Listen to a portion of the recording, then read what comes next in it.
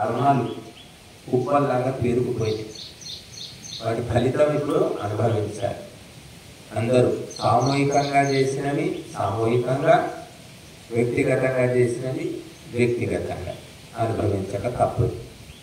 కనుక యుద్ధాలు జరుగుతున్నాయి, అనేక ప్రమాదాలు జరుగుతున్నాయి.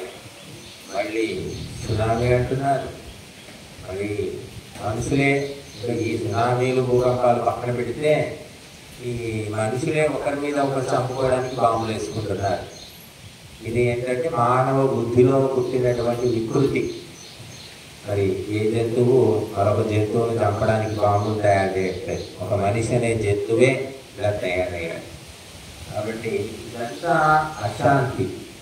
ఈ అశాంతి పోవాలి, శాంతి రావాలి అంటే భగవత్ చింతనం చేయాలి, ధర్మ కార్యాలు చేయాలి. అవి లేవు కాబట్టి ఇదంతా చెత్త జమైపోయింది. ఇప్పుడు సామవేద మంత్రాలతో ఆవుపిస్తాము. ఇది 911వ మంత్రం నుండి 90 మంత్రాలు ఆవుపిస్తాము.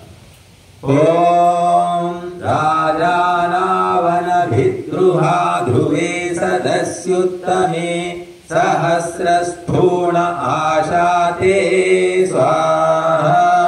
ఓం తాసం రాజా ధృతాసుతే ఆదిత్యాదానులస్పతి సచేతే అనవఃపరం స్వాహా. ఓం ఇంద్రో దధీచో అస్తిభిర్రుద్రాణ్య ప్రతిష్కుతః జఘాననవతి నవ స్వాహా. ఓం యచ్చన్నశ్వస్య యచ్చిరః పర్వతేష్వపశ్రితం తదివిద్వచ్చర్యణావతి స్వాహా. ఓం అత్రాహఘోరమన్వతా నామ త్వష్టురపీచ్యం ఇత్థా చంద్రమసో గృహే స్వాహా. ఓం ఇయం వామస్య మన్మనా ఇంద్రాగ్ని పూర్యస్తుతిః అభ్రాతుష్టిరివాజనీ స్వాహా. ఓం శృణుతం చరితుర్భవమింద్రాగ్ని వనతం గిరః ఈశానాభివ్యతం ధియః స్వాహా. ఓం ఆపాపత్వాయ నో నరేంద్రాగ్నిమాభిషస్తయే మానోరీరగతం నిదే స్వాహా. ఓం భవస్వదక్షసాధనో దేవేభ్యः ప్రీతయే హరే మరుద్భ్యో వాయవే మదః స్వాహా. ఓం సందేవైః శోభతే వృషా కవిర్యో నావధిప్రియః పవమానో హరాభ్యः స్వాహా. ఓం పవమానధియా హితో యోనిం కనిక్రదత్ ధర్మణా వాయుమారుహః స్వాహా. ఓం తవాహం సోమరారణా సఖ్య ఇందో దివే దివే పురోణి బప్రోణి చరంతి మామవారిధీరతితాని స్వాహా. ఓం తవాహం నక్తముత సోమతే దివాదుహానో బభ్రవూఢని గృణాతపంతమతి సూర్యం పరాశునా ఇవ భక్తిమా స్వాహా. ఓం పురాణో అక్రమీరభీజివామృతో విదర్శణిః శుంభంతి విప్రం భీతిభిః స్వాహా. ఓం ఆయోనిమరుణోర్వహద్గమదింద్రో వృషాసుతం ధ్రువే సదసి సీదతో స్వాహా. ఓం నో రహిం మహావిందోస్మభ్యం సోమ విశ్వతః ఆభవస్వ సహస్రిణం స్వాహా. ఓం పిబా సోమమింద్రమందతుత్వాయం తే సుషావహర్యశ్వాద్రిః స్తోదుర్బాహుభ్యాం సుయతో నార్వా స్వాహా.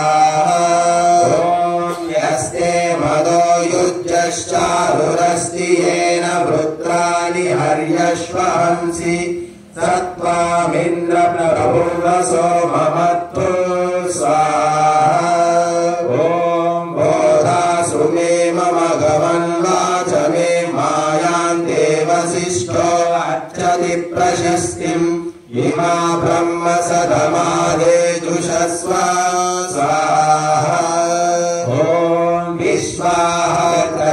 विश्वाहकनाभिभूतरं नरारजुस्तरक्षुरिन्द्रं जजनुश्चराजसे क्रत्वे वरे स्थेमन्यामुरीमतो ग्रमोधिष्ठं तरसं परस्विनं स्वाहा ॐ नेमिं नमन्ति चक्षसा मेषं विप्राभिस्वरे सुदीतयो वो अद्रुहोऽपि कर्णे तरस्विनः समृक्भिः स्वाहा ॐ समुरे भासो अस्वरन्निन्द्रं सोमस्य पीतये स्वः पतिरनिरुहे दुतवृतोभ्यो जसा समोतिभिः स्वाहा ॐ यो राजा चर्षणीनां यातारतेभिरद्भिगुः विश्वासां करुतापृतनानां ज्येष्ठं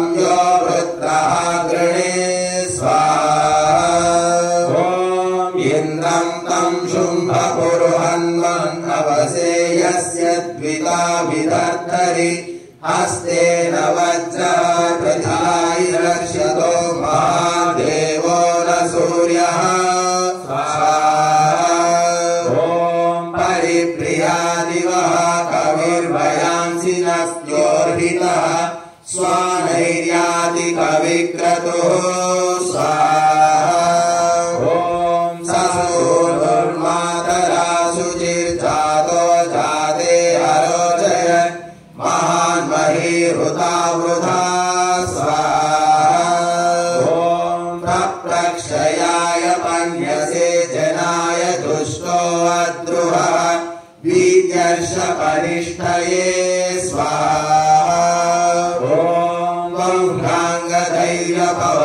वह्नाङ्गधैर्यपवमानजनिमानि द्युमत्तमः अमृतत्वाय घोषयन् स्वाहा ॐ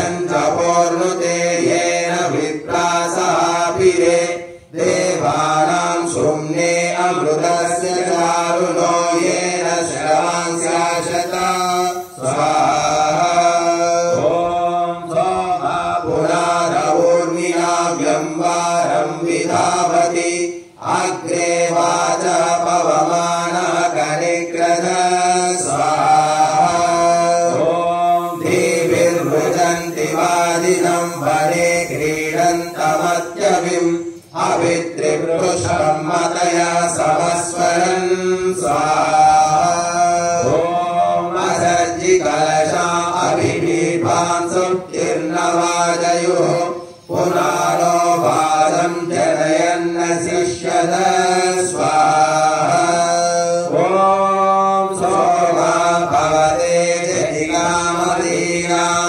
जनिताधिवो जनिका पृथिव्याः जनिताग्ने जनिता सूर्यस्य जनितेन्द्रस्य जनितोत विष्णोः स्वाहा ॐ ब्रह्मा देवानां पदवीः कवीनां ऋषिर्विप्राणां महिषो मृगाणां शेनो गृध्राणां स्वधितिर्वनानां सोमा पवित्रमध्ये तिरेभन् स्वाहा ॐ भ्राभिविपद्वाच भूतिं न सिन्धुर्गिरस्तोमान् पवमानो मनीषाः अन्तपश्यन् वृजने मावराण्यातिष्ठति वृषभो गोषुजानन् स्वाहा ॐ अग्निं वो बृहन्तमध्वराणा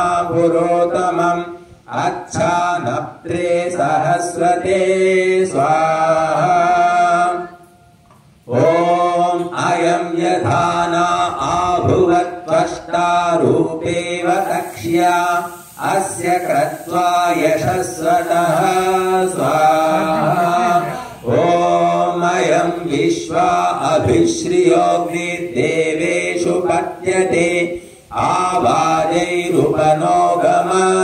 स्वाहा ॐ इममिन्द्रासुतं पिबा ज्येष्ठममर्त्यं मदं शुक्रस्य त्वाभ्यक्षरन् धाराहृतस्य साधने स्वाहा ॐ नकिष्वत्रधीतरो हरीयदिन्द्रयच्छसे नकिष्ट्वानुमज्वना नकिः स्वश्वा आनशे स्वाहा ॐ इन्द्राय नूनमर्चितोक्तानि च ब्रवीतन सुता अमत्सुरिन्दवो ज्येष्ठं नमस्यतासः स्वाहा ॐ इन्द्रादृशस्वप्रभहायाहि शूरहरिः पिबासुतस्य मतिर्नमधोश्चकानश्चारुर्मदाय स्वाहा ॐ इन्द्रजठरं नव्यं न प्रणस्व मधो दिवो न अस्य सुरस्य स्वारोपत्वा मदाः सुवाचो अस्तु स्वाहा ॐ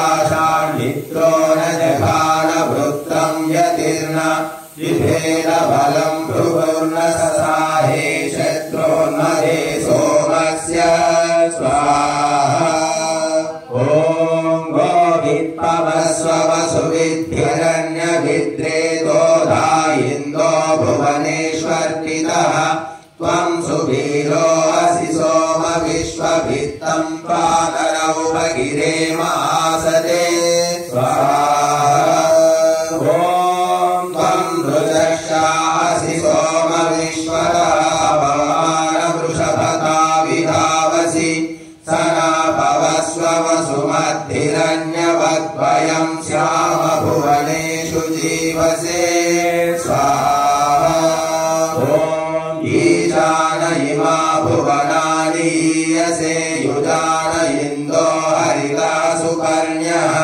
तासे क्षरन्तु मधुमद्भृतं पयस्तव व्रते सोमतिष्ठन्तु पृष्टयः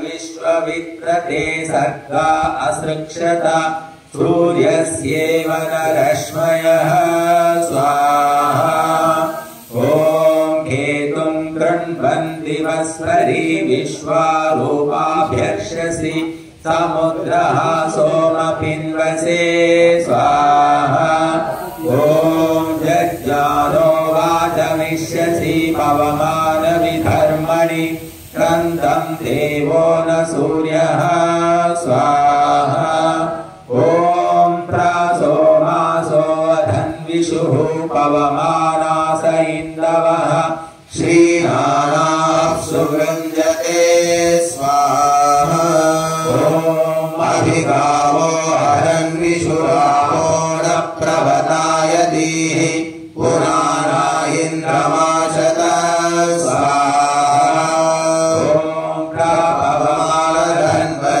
सोमेन्द्राय मादनः रुधिर्यतो विनीयसे स्वाहा इन्दो यदद्रभिः सुता पवित्रं परिदीयसे अरमिन्द्रस्य धाम्ने स्वाहा त्वं सोमनुवादनः पवस्वचर्षणी धृतिः तस्मिर्यो अनुमाद्यः स्वाहा ॐ भवस्ववृत्रहन्तमावुक्थेभिरनुमाद्यः शुचिभावगो अद्भुतः स्वाहा ॐ शुचिभावगोच्यते सोमासुता समधुमां देवावीरघशंसः स्वाहा वीतये व्यावारेभिरव्यता साभान् विश्वाभिस्पृतः स्वाहा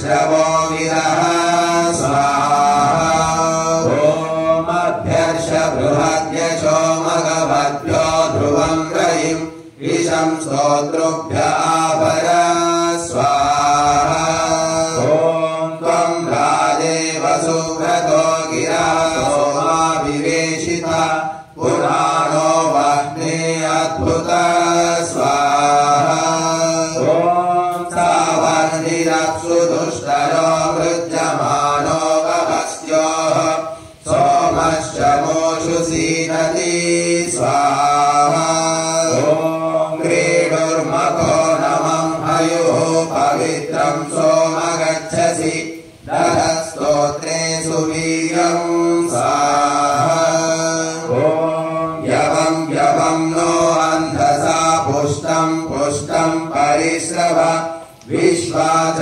सोमसौभगा स्वाहा ॐ इन्दो यथा तवस्तवो यथा ते जातमन्धसः विबर्हिषि प्रिये सदः स्वाहा ॐ बुधनो गोविदश्व विप्पवस्व सोमाधसा मक्षोतमेभिरभिः स्वाहा ॐ योजिनाति न दीयते हन्ति शत्रुमभीत्य स भवसहस्रजी स्वाहा ॐ यास्ते धारा मधुश्च्युतो स्वक्रमिन्द्रभूतये ताभिः पवित्रमासदः स्वाहा ॐ सोऽहर्षेन्द्राय पीतये तिरो वाराण्यव्यया सीदन्नृतस्य योनिमा स्वाहा ॐ त्वं सोम परिस्रवा स्वादिष्टो अङ्गिरोभ्यः वरिवो विद्रुतं पयः स्वाहा ॐ तव श्रियो वर्ष्यस्येव विद्युतोऽग्निश्चिकित्रवुषसामिवेतयः यदोषधीरभिसृशो वनानि च परिस्वयं चिनुषो अन्नमासनि स्वाहा ॐ माधोपधूत इषितो वशामरुद्रुषो यदन्नावेव षड्वितिष्ठसे आदेयतन्ते रथ्यो यथा पृथक् शर्धांस्यग्ने अजरस्य दक्षतः स्वाहा ॐ मेधाकारं विदधस्य प्रसाधनमग्निं होतारं परिभूतरं मतिं वामर्भगस्य भविषः समानमित्वा महो वृणते नान्यं स्वाहा ॐ पुरुरुणाचित्यस्य वो नूनं वां वरुण नेत्रवंसि वां सुमतिं स्वाहा ॐ तावां सम्यगद्रुह्वाणेशमश्चामधाम च वयं वामित्रास्याम स्वाहा ॐ पादं नो मित्रा वायुभिरुदत्तायेतां सुत्रात्रा साह्यामधस्योगनोभिः स्वाहा ॐ उत्तिष्ठन्नोजसा सा विद्वा शुक्रे हवेभयः सोममिन्द्रचमोसुतं स्वाहा ॐ मनुद्वारोदसी उभे स्पर्धामनधरेताम् इन्द्रायज्ञस्युहा भवः स्वाहा ॐ वाचमष्टापदीमहं नवस्त्रक्तिं वृतावृतम् इन्द्रात् परिकल्पं महे स्वाहा ॐ इन्द्राग्नि युवामि मेभिस्तोमा अनुषत पिबतं शम्भुवासुतं स्वाहा ॐ यावां सन्ति पुरुस्पृहो नियुतो दाशुषे नरा इन्द्राग्निताभिरागतं स्वाहा ॐ ताभिरागच्छतं नरो वेदं सवनं सुतम् इन्द्राग्नि सोमपीतये स्वाहा